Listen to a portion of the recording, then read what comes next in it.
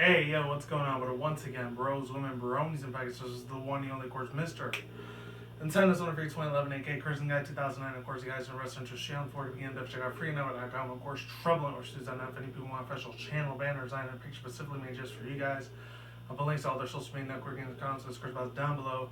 And of course, as always, definitely check out the Business Brush program, best partnership I had, and all that good shit. And without further ado, let's begin. So today, I'm going to be talking about My Little Pony Friendship with Magic, Season 5, Episode 21, The Scaremasters. Or Scaremaster. And a lot of people said this is kind of like a follow-up on, I think it's The Singing Master from Season 4, which I already talked about a long-ass time ago, so that's nothing really new, really. But, yeah, I'm going to read the whole summary thing. I'll let you guys leave it. I'll leave the link in the description box down below for you guys to read if you want to hear it for yourself, or unless you want to hear from me. So yeah, here we go. I know this is about 2 weeks old with spoilers just in case. And the other one, What About Discord? I already saw like about 3-4 days ago. I'm about to watch it again this Friday, so that way, I could do a review on that too. Spoilers. So, and after those 2 episodes, and the future 2 episodes that come out 23 and 24, which I forgot what they were, but I'll get onto that next time. So this is prologue. A nightmare night, Fluttershy closes her curtains and boards up her windows as she does every year. I wanted to do a 2-parter in this series. Hopefully I don't on this video. Under Fluttershy's bed, Harry the bear, I never even knew he had a name, Harry the bear, prepared a hiding place for Fluttershy to wait out for the night. Fluttershy is relieved that she won't have to go outside until next morning, but Angel's out of carrots and won't accept anything else to eat. Being a little bratty little asshole cocksucker that he is half the time. But whatever. Let's see. Fluttershy is relieved that she won't have to go out until next morning, but Angel is out of carrots. I just said that. So Fluttershy's horror, she will have to go out of her way and get food for on her most feared holiday. Fluttershy joins in. That sounds like Super Smash Bros. When they have like a brand new character, something so and so person joins the fight. And they put some little like cheesy but really funny as hell quote into that to that title. All right, here we go. As the rest of Ponyville prepares for Nightmare Night, Fluttershy makes her way towards town, passing scary decorations and ponies indulging in the holidays fun horrors. She runs into the big Macintosh and Granny Smith, who are collecting hay for the Apple family's haunted corn maze. When Granny Smith frightens Fluttershy with some of the maze's planned attractions, Fluttershy runs off in fear. Fluttershy search for, and you guys could count how many times I say her name. It's going to be a shit ton of times. Fluttershy search for food for Angel leads for her way to Twilight Sparkle's Castle Kingdom, where she meets Spike, dresses up as a 2-headed dragon costume. Spike mentions how Fluttershy spends every night holed it up in her cottage, and that she spend a holiday with her friends for a change. In the castle library, Twilight and her friends joyfully scare each other with the spooky stories. When Fluttershy enters and announces that she's decided to join the Nightmare Night team with them, they are overjoyed. A night without scares. Rarity takes Fluttershy to Casserole Boutique to pick out a costume for her, and Fluttershy eventually settles on a simple black dress. The rest of the main 6 appear in their costumes as well. Pinkie Pie is an 80s roller disco dancer, Twilight as a Greek gladiator soldier, Rainbow Dash as an astronaut, and Applejack as a lion. Later, the ponies play various Nightmare Nights games at Sugar Cube Corner, but Fluttershy's irrational fears, prevent her from having any fun. When she feels ashamed for being scared and taking the fun out of everything, Twilight suggests that she does the scaring herself. Fluttershy is surprisingly pleased with the idea, and she leaves to make her preparations at her cottage. An hour later, Twilight and her friends go out to Fluttershy's cottage to see what scary events they should be putting together. Unfortunately, it's merely an inconvenient and awkward tea party with unimpressive decorations. Through Fluttershy's friends and appreciation for her efforts, they aren't scared at all. Fluttershy realizes that she just isn't cut out for Nightmare Night and tells her friends to go have fun without her. As soon as the other ponies leave the cottage, Fluttershy is ready to spend the evening like she does every year, but Angel convinces her to stay. She asks him for his advice and puts on a wicked grin. The Scaremaster. This is where it gets real crazy and intense. Pony's traveling to the Apple family's haunted farm corn maze, and Twilight and her friends are among the first ones to go there to enter early. They have fun at first, but soon realize that they are being followed. Suddenly, they encounter glowing ghosts who chase after them down the maze. They soon stumble into a hollow tunnel at the base of a tree and become trapped inside. After discovering a skeleton on a rocking chair made to resemble Granny Smith, Applejack admits that she has no idea what's going on here. The developments weren't what she and her family had planned for the maze. Just then, a monstrous, scarily creature appears and chases the ponies through the tunnel. They briefly become caught in a sticky spider web, but Twilight frees them with a teleportation spell. And then they end up escaping from the monster. It's kind of like the one from Blue Black Lagoon, or if any people ever saw the Kim Possible episode back in the day, that's kind of like one of those weird ass, like scary, like swamp monsters. That's kind of what it's supposed to be like. The ponies reach at the end of the tunnel after they end up on a cliff near the maze, where they encounter Flutterbat. When Flutterbat notices how terrified the ponies are, Fluttershy drops the charade and apologizes for scaring them. The ponies are amazed that Fluttershy put together such a scary display, and Fluttershy says she had some help from her various animal friends.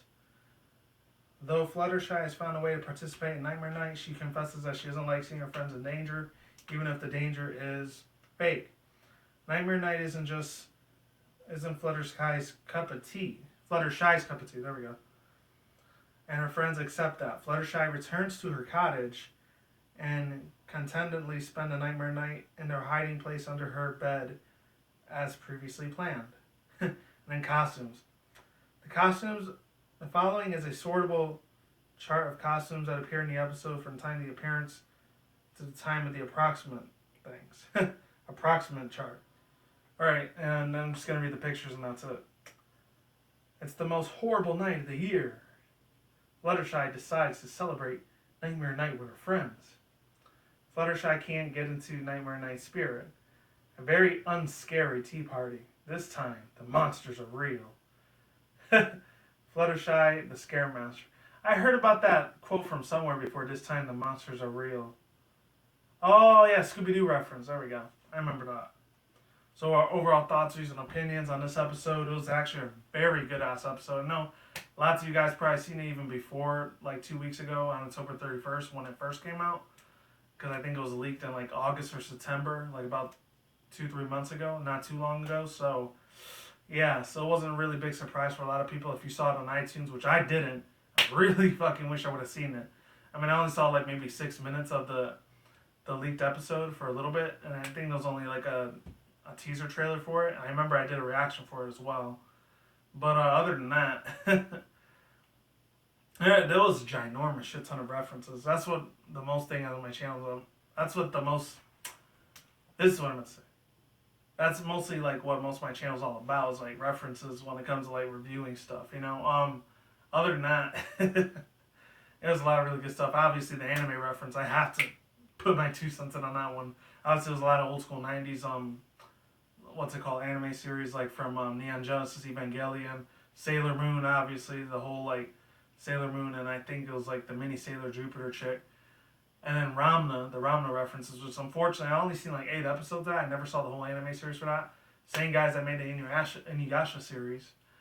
And then like 2 other ones. I think there was one, I think it was from Chobits, I'm not sure. And I think the last one was, it's actually a 2003 or 2004 anime series. I remember seeing it back in the day. Ghost in a Shell. So that was like really, really decent stuff. That was really awesome that the writers and creators decided to throw those those little schematics in there. It's really, really funny stuff. Those little comedy references.